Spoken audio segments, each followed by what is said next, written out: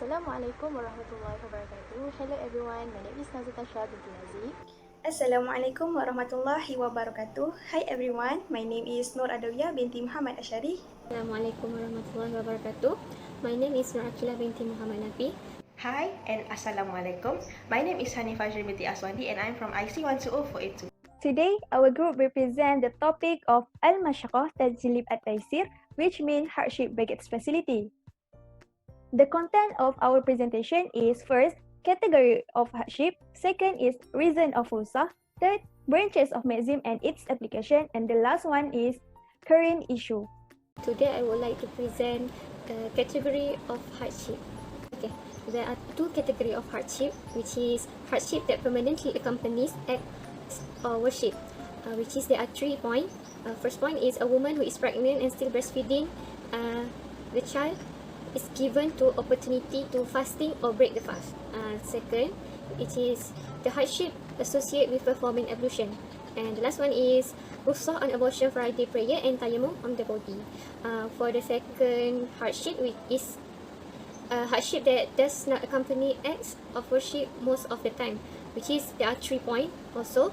First is exorbitant hardship, minor hardship, and hardships that lies between the two categories. Okay, we go to the first hardship, which is hardship that permanently accompanies act or worship.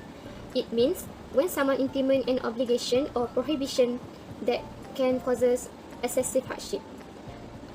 Options are provided to relieve the inconvenience.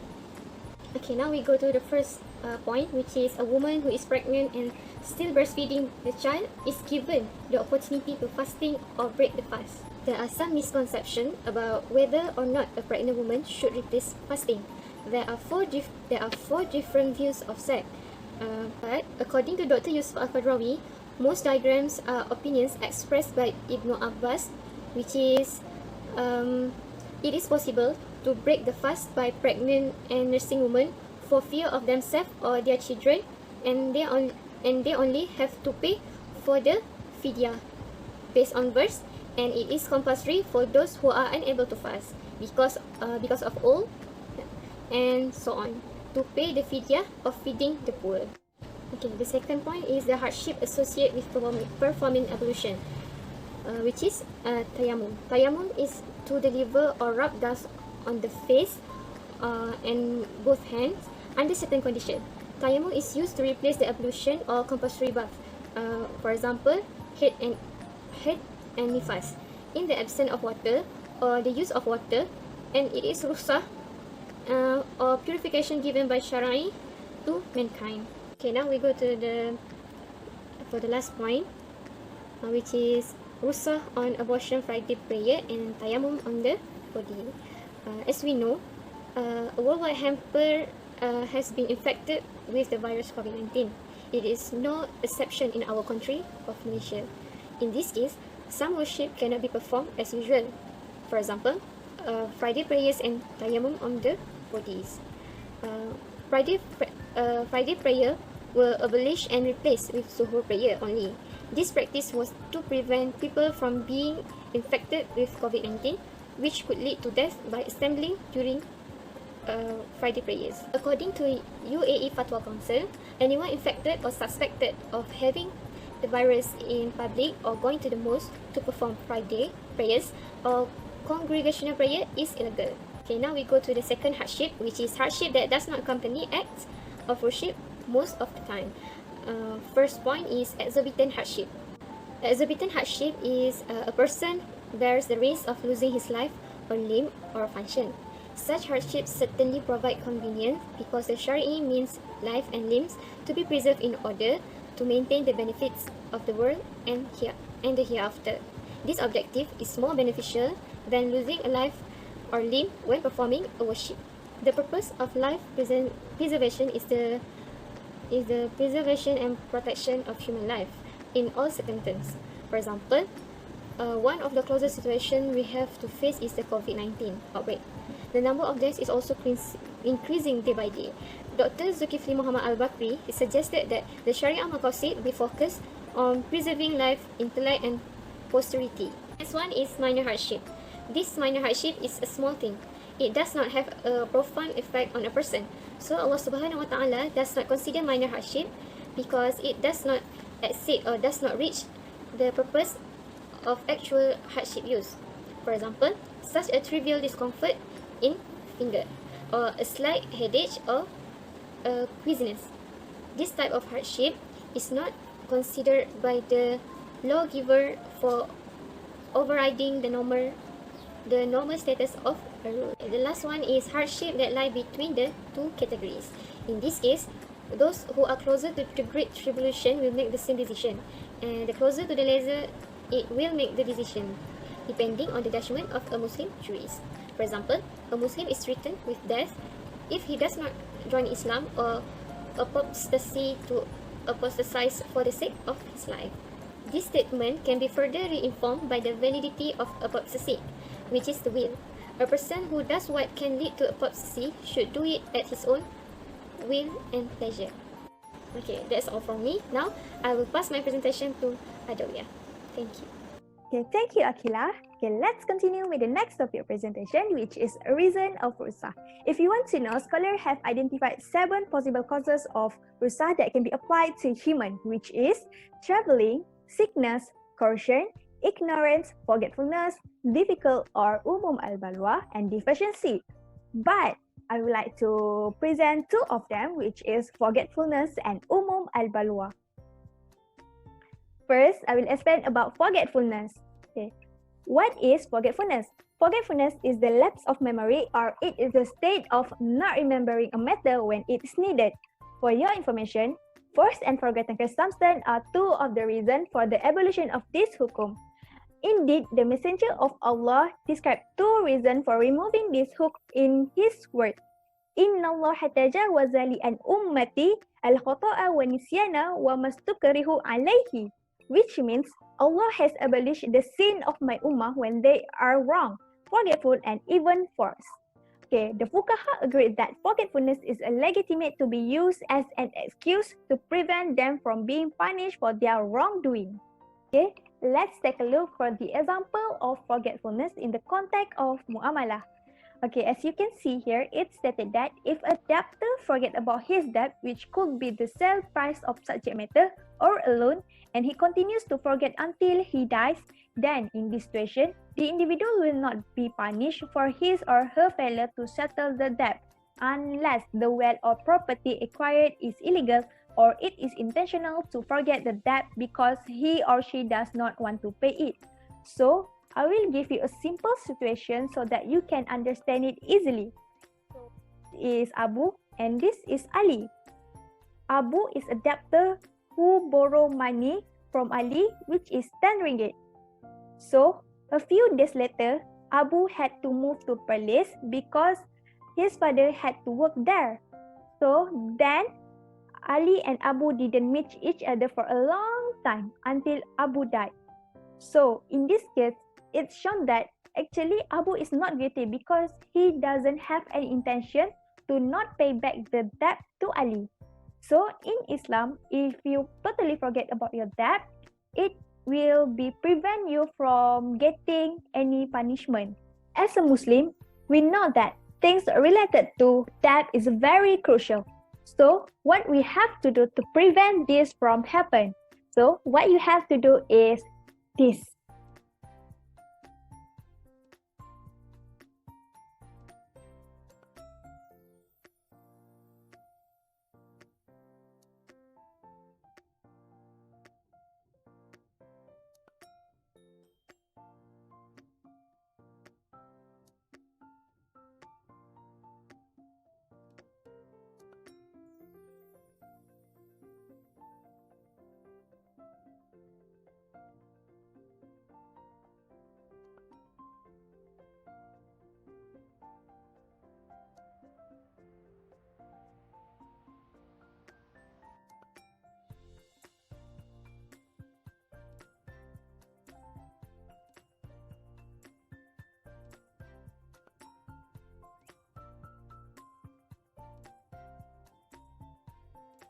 Next, I will explain about difficult or umum al-balwa.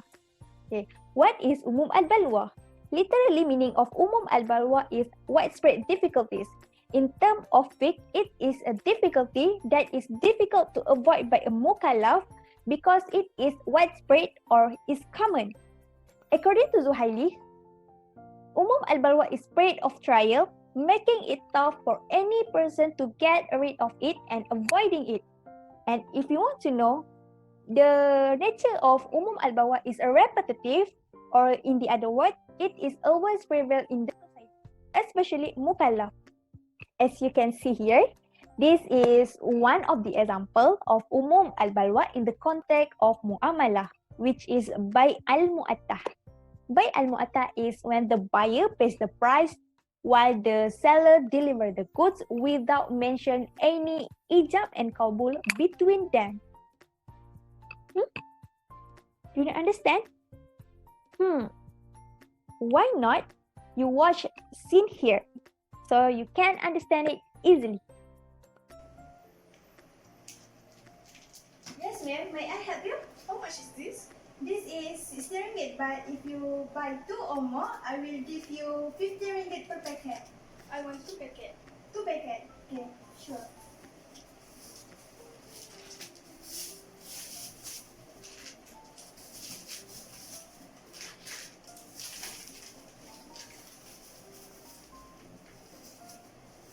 Thank you.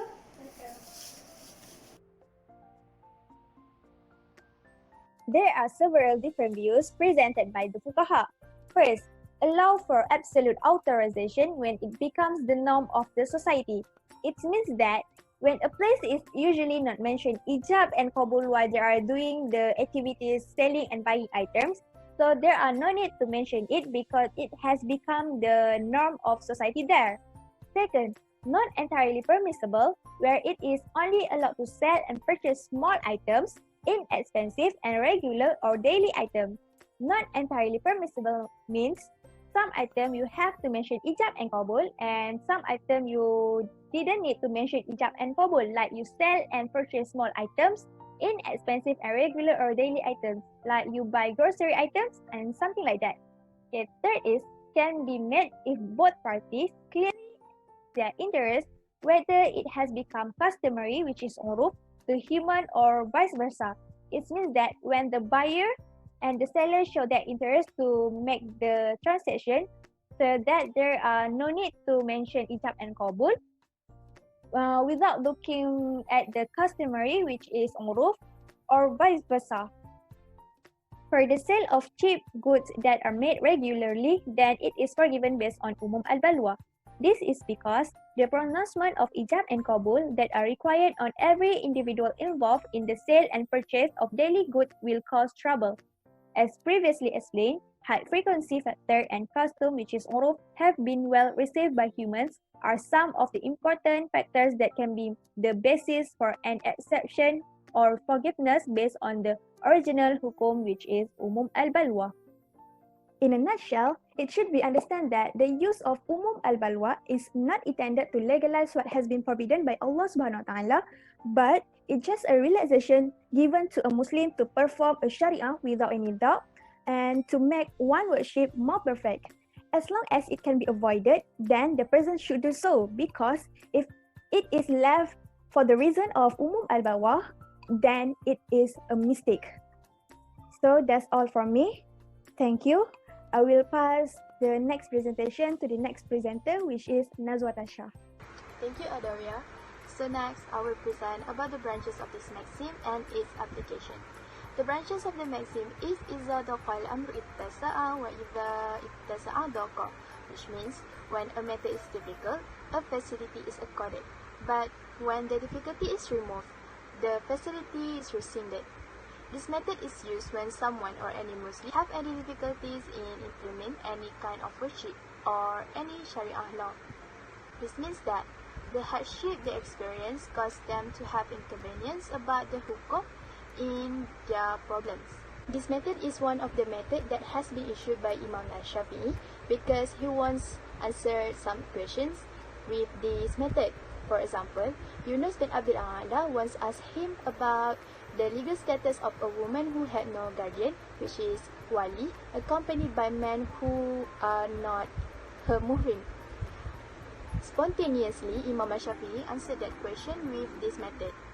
This situation showed that when someone have any difficulties, there will be facility accorded for them. Slide. The legal basis for this method is from the word of Allah Almighty from Surah Al-Baqarah verse 185. Yuridullahu bikumul yusra wa la yuridu bikumul usra, which means Allah intends for you ease and does not intend for you hardship.